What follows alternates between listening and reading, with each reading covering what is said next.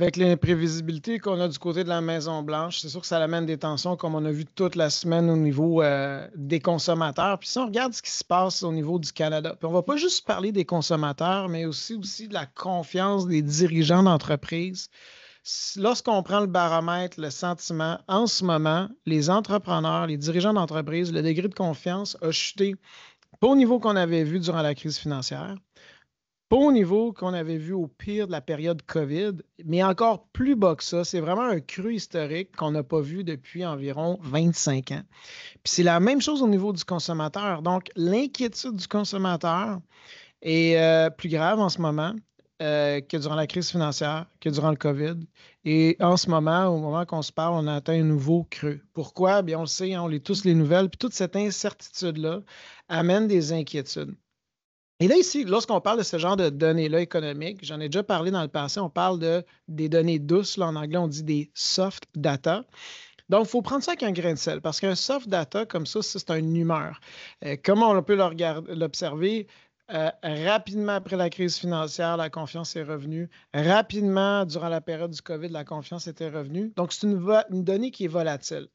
Par contre, il faut la surveiller parce que si cette donnée-là reste basse pendant une certaine période de temps, éventuellement, ça va manifester dans l'économie réelle. Et là, on parle de données dures, du hard data. Et là, on verrait, par exemple, des ventes de biens discrétionnaires être revisées à la baisse significativement. Exemple, achat de véhicules, des grandes dépenses, des projets d'entreprise qui ne se matérialisent pas.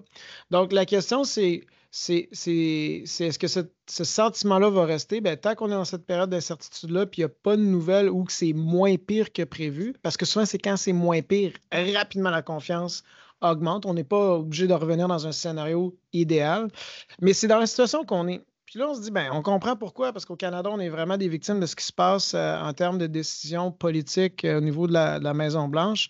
Mais quand on regarde le sentiment des Américains, il se situe où en ce moment? Parce que cette nouvelle administration-là a été élue par les Américains, donc eux, ce qui sabre le champagne. Bien, la réponse en ce moment, c'est plutôt non, puisqu'on regarde le sentiment du consommateur aux États-Unis. On n'a pas touché le creux qu'on a eu durant la période de COVID, mais on n'est pas loin de ça. Puis lorsqu'on sonde le consommateur, puis on pose la question, dans 6 mois, est-ce que ton salaire devrait être supérieur ou inférieur à ce qui est actuellement? Bien, la réponse est plutôt pessimiste. En fait, un autre sondage qui a été fait par l'Université du Michigan, si on regarde les attentes au niveau des finances personnelles des consommateurs aux États-Unis, quand on leur pose des questions, on retrouve du jamais vu. Même si on recule dans la période où on a une forte hausse de taux d'intérêt dans les années, à la fin des années 70, le pessimisme est à un record.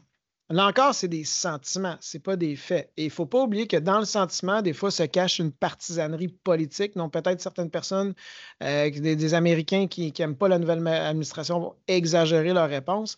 Mais ça vous donne un peu le sentiment dans lequel on est. Maintenant, si on sort du sentiment, puis on va sonder l'opinion de d'autres personnes, entre autres des économistes, c'est quoi le discours qui a changé? Bien, on voit que il y a une forte progression depuis le début de l'année de ramener sur un discours. Est-ce qu'on va avoir un boom économique, une stagnation ou une belle croissance générée? La réponse, c'est plutôt non à tout ça. Tous ces scénarios-là sont revus à la baisse et le scénario le plus probable, selon plusieurs économistes, c'est la stagflation qui va revenir. C'est quoi la stagflation? C'est une économie plutôt stable, morose, mais à l'intérieur de ça, on vit une hausse, un taux de chômage en hausse, on voit une inflation des coûts. Donc, les entreprises se font pas mal plus coincées là, dans un environnement qui est moins agréable. Et ce sentiment-là, ça se traduit dans le marché parce que plusieurs gestionnaires de portefeuille sont influencés. Puis là, la vision macroéconomique, en ce moment, le pessimisme, là, c'est la deuxième plus forte hausse de pessimisme de la part des investisseurs qu'on n'a pas vu depuis 31 ans. On n'est pas au niveau, justement, de ce qu'on a connu durant le mois de mars 2020, durant le COVID, mais on a dépassé la situation, l'inquiétude qu'on avait observée, entre autres, durant, justement, la hausse des taux d'intérêt qu'on a vécu en 2022, puis la spéculation de l'impact que ça aurait pu avoir sur l'économie. Donc, quand on regarde toutes ces données-là, là, c'est quoi la conclusion? Ben, c'est que le moral, il est à terre. Le moral est à terre des chefs d'entreprise, des consommateurs et des investisseurs. On fait quoi avec ça? Bien, le moral est à terre parce que fondamentalement, il y a des facteurs de risque puis il y a beaucoup d'imprévisibilité. Est-ce que la prudence demeure? À mon avis, oui. Donc, on a parlé à quelques reprises que dans l'incertitude, plusieurs investisseurs qui sont inconfortables avec la volatilité devraient peut-être augmenter leur portion de revenus fixes, surtout que maintenant on a des taux d'intérêt un peu plus alléchants. Bien, cette répartition d'actifs-là, je pense qu'elle a encore sa place d'avoir une posture défensive. Par contre, souvent je le dis, investir avec le sentiment, c'est un mauvais gouvernail. Et là, le sentiment, il est très négatif. Quand on regarde l'économie réelle, pour le moment, elle est relativement forte. Puis oui, ça peut changer. C'est pour ça qu'on veut une posture défensive. Maintenant, dans le repli boursier, puis dans le pessimisme qu'on voit chez les investisseurs, est-ce qu'il y a des sociétés ou des secteurs d'activité qui ont été plus impactés que l'autre? Peut-être. Puis là-dedans, est-ce qu'il y a des secteurs qui vont suivre quand même des grandes tendances, qui vont passer, qui vont être plus longues que ce que l'administration, que la période exemple, le président Trump va être au pouvoir? La réponse, c'est oui. Puis j'en parle, puis je me répète, puis c'est un peu un écho de mon dernier vidéo. Mais si on croit qu'il y aura plus d'intelligence artificielle dans les prochaines années, si on croit que dans 5 ans, la population en général des pays développés va être plus âgée, si on croit que des efforts de décarbonation vont rester, si on croit qu'il va y avoir de l'activité de ramener du manufacturier de proximité, pas juste aux États-Unis, au Canada, en Europe, si on croit qu'il y aura plus de projets porteurs d'infrastructures dans plusieurs économies, puis je pourrais donner d'autres exemples, bien, si la réponse c'est oui, bien, dans le marasme, on peut trouver des évaluations drôlement intéressantes.